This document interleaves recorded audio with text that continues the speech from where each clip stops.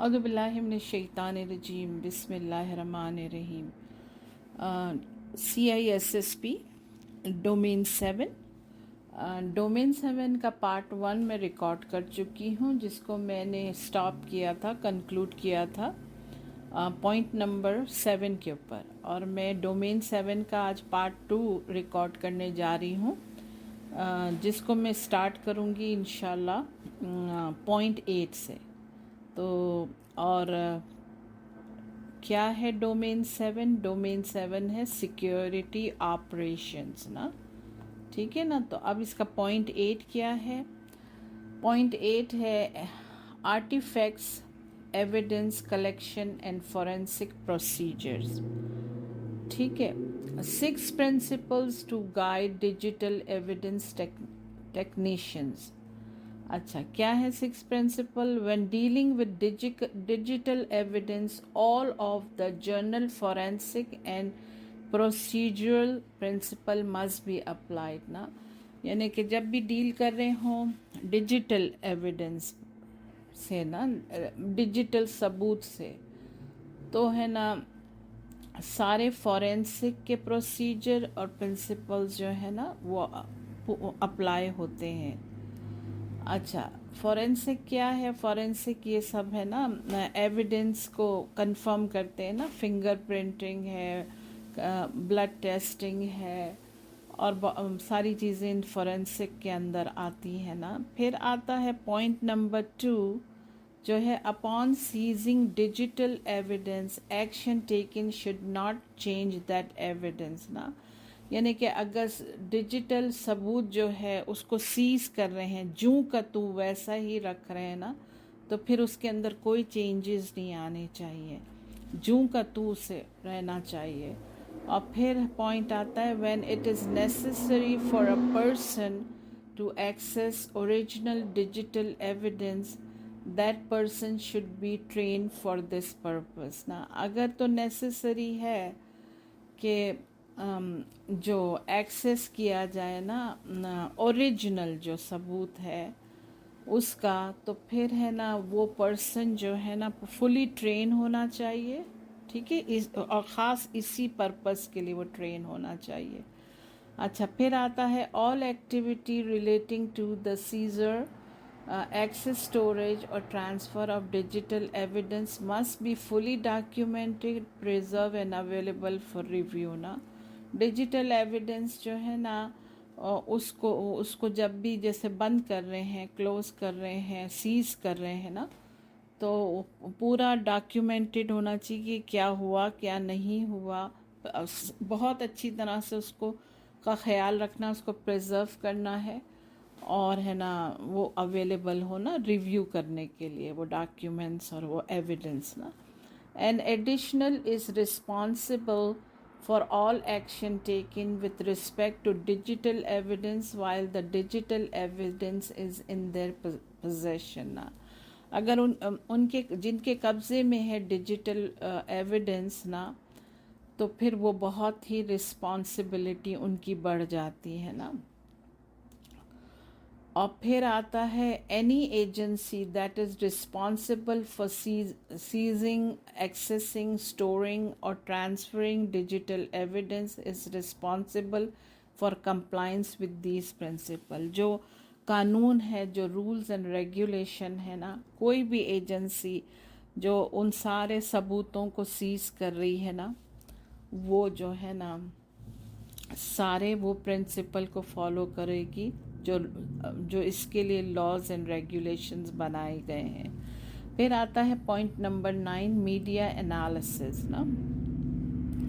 A branch of computer forensic analysis involves the identification and extraction of information from storage media. This may include magnetic media, hard disk tapes हैं, और optical medical media, CD, DVDs, Blu-rays disc. Techniques used for media analysis may include the recovery of deleted files from unallocated sectors of the physical disk ना।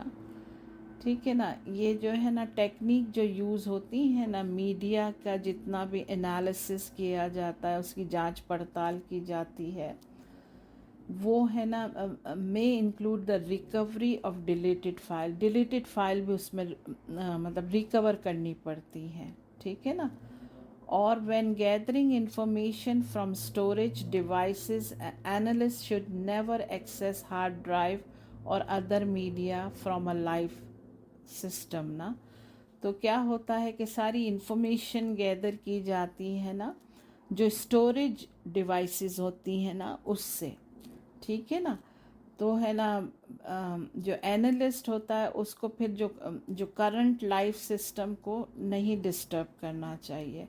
After creating and verifying a forensic image, the original image should be preserve as an evidence. जो भी original image आता है ना, ठीक है, जब verify किया जाता है तो उसी को ही सबूत के तौर पर है ना महफूज किया जाता है, प्रिजर्व किया जाता है। फिर पॉइंट नंबर 10 आता है, in memory analysis investigators often wish to collect information from the memory of life system। कितनी दफ़ा ऐसा भी होता है कि इन्वेस्टिगेटर्स जो होते हैं ना वो लाइफ सिस्टम से मेमोरी को कलेक्ट करते हैं।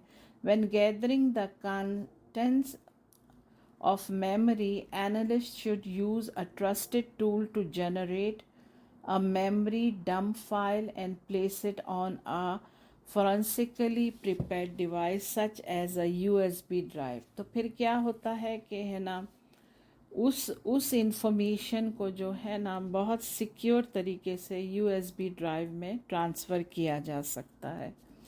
फिर आता है point number 11, network analysis. Network forensic analysis therefore often depends on either prior knowledge that an incident is underway or the use of pre-existing security controls that log network activities। These includes जो network का forensic analysis होता है ना वो depend करता है उस knowledge के ऊपर जो जिस जब ये इंसिडेंट हुआ, जब ये डिज़ास्टर हुआ है, तो क्या होता है कि use of pre existing security controls, ठीक है ना, वो यूज़ करते हैं जो सिक्योरिटी कंट्रोल्स जो बने हुए थे ना उसके लॉक को, ठीक है ना। और उसके ये 4 पॉइंट हैं। इंट्रूजन का जो कंप्यूटर की दुनिया में मतलब है वो ये है कि अनवेलकम इंटरप्शन, यानी कि अनवेलकम इंटरप्शन ये हुआ कि वो इंटरप्शन जो पसंद ना किया जाए, जिसकी ज़रूरत ना हो, ठीक है ना। तो जो इंट्रूजन है जो कि पसंदीदा इंटरप्शन नहीं है, यानी अगर हमारी कोई प्राइवेट बात और उसमें कोई तीसरा बंदा आके इंटरप्ट करे तो हमें वो चीज़ पसंद नहीं आएगी। Detection and prevention system log ना, यानी कि हमेशा ये मेक श्योर करना चाहिए कि कोई भी जो हो रही है, तहकीक हो रही है, उसके अंदर कोई ऐसी तो इंटरप्शन नहीं आ रही है ना जिसको नापसंदीदा किया जाए या जो बेकार में इंटरप्ट कर रही हो ना। फिर आता है network flow data captured by a flow monitoring system.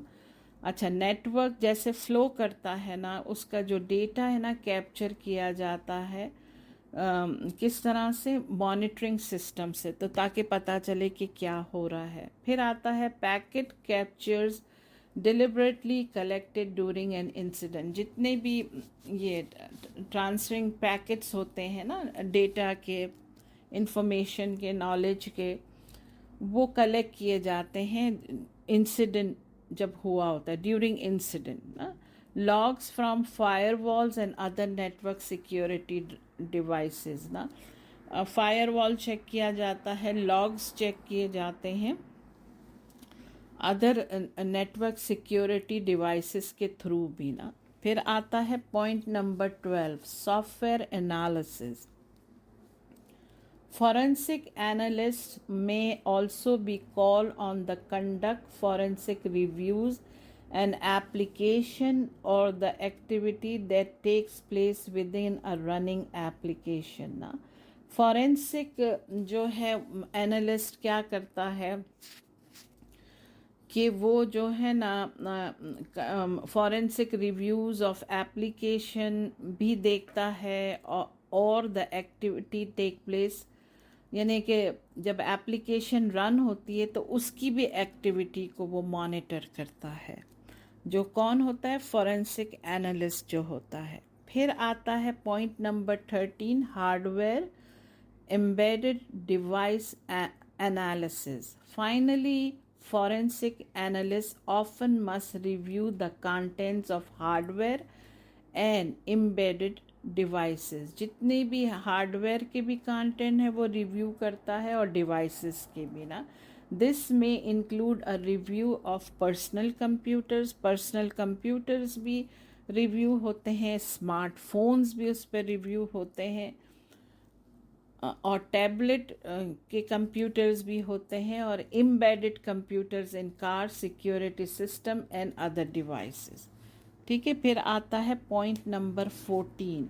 Point number 14 क्या है? Investigation process.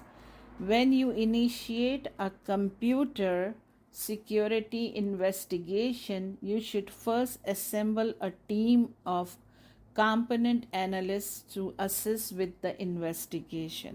जब भी आप इनिशिएट करते हो ना कंप्यूटर की जो सिक्योरिटी के इन्वेस्टिगेशन है उसमें आप हमेशा जो है ना कॉम्पिटेंट यानी काबिल जो उस फील्ड के एक्सपर्ट हों एनालिस्ट को है ना असिस्ट करते हो इन्वेस्टिगेशन के लिए। This team should operate under the organisation existing incident response policy. ये ऑर्गेनाइजेशन की जो पॉलिसी है उसके हिसाब से ये एनालिस्ट चूज़ होंगे और काम करेंगे। फिर आता है point number 15 gathering evidence. The configuration of evidence यानी कन्फिगरेशन ये है कि हर चीज़ का मतलब एक दूसरे के साथ स्मूथ चलना। तो जो एविडेंस है जो कन्फिगरेशन ऑफ एविडेंस है must be carried out in a proper fashion यानी बिल्कुल सही तरीके से होना चाहिए। There are several possible approaches. First, the person who owns the evidence could voluntarily surrender it or grant consent to a search ना।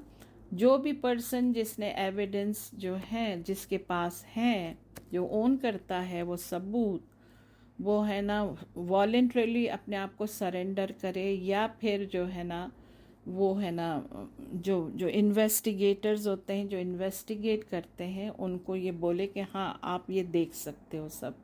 In case of an internal investigation, you will gather the vast majority of your information through voluntary surrender.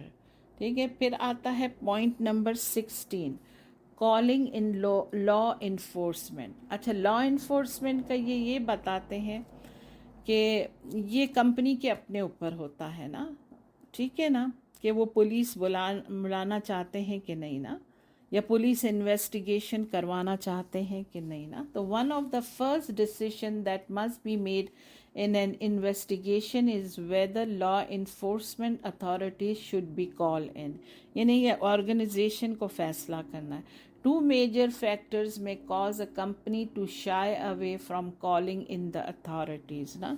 First, the investigation will more than likely become public and may embarrass the company. Second, law enforcement authorities are bound to conduct an investigation that complies with the Fourth Amendment and other legal requirements that may not apply if the organization conducted its own private investigation. कितनी दफ़ा ऐसा होता है कि कुछ organisation को होता है कि वो पुलिस को बुलाएं और कुछ को होता है कि नहीं, अगर पुलिस आती है तो फिर बात फैलती है, फिर मीडिया पीछे पड़ जाता है, फिर उल्टी सीधी खबरें आना शुरू हो जाती हैं जिससे कंपनी का नाम ख़राब हो सकता है, उसकी रेपुटेशन पे असर आ सकता है। तो जो है ना ये है कि बाज़ दफ़ा ऐसा होता है कि ऑर्गेनाइजेशन खुद अपनी प्राइवेट इन्वेस्टिगेशन कराती है, वो किसी लॉ इन्फोर्समेंट को जो है इन्वॉल्व नहीं करना चाहती है। मैं पार्ट 2 को जो है पॉइंट नंबर 16 के ऊपर कंक्लूड करती हूँ। इंशाल्लाह पार्ट 3 को मैं पॉइंट नंबर 17 से शुरू करूँगी। जज़ाकल्लाह खैर। अस्सलाम वालेकुम।